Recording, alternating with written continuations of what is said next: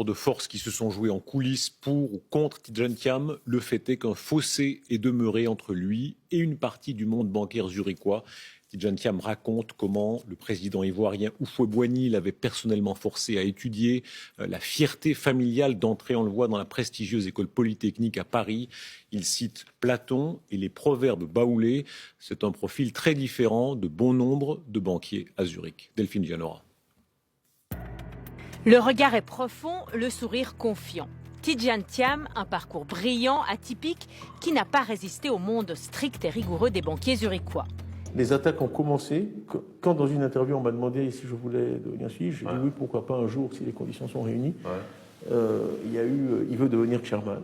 Il y a eu des articles. Je sais qui les a inspirés. Je sais qui sont ces gens. Je connais leurs noms. Ces gens qui me font de grands sourires. Et toute cette campagne a commencé. On m'a attribué des ambitions que je n'ai pas. Né en Côte d'Ivoire il y a 57 ans, il est le cadet d'une famille aisée de 7 enfants. C'est en France qu'il étudie. Il passe par les grandes écoles, les mines, polytechniques, où il termine en tête de sa promotion.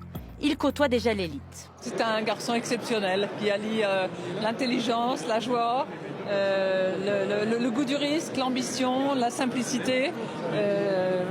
Je l'aime énormément. Il touche à la politique en Côte d'Ivoire. Il est ministre durant 1 an avant que le gouvernement soit renversé par un coup d'État. Il excelle dans le monde de l'économie, McKinsey, Aviva et à la tête de Prudential, la plus grande assurance britannique.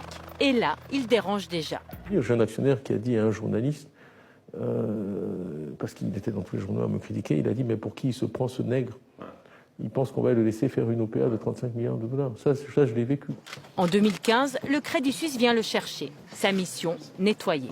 J'ai confiance dans le Crédit Suisse, dans les équipes et dans le fait qu'on va vraiment faire quelque chose de remarquable.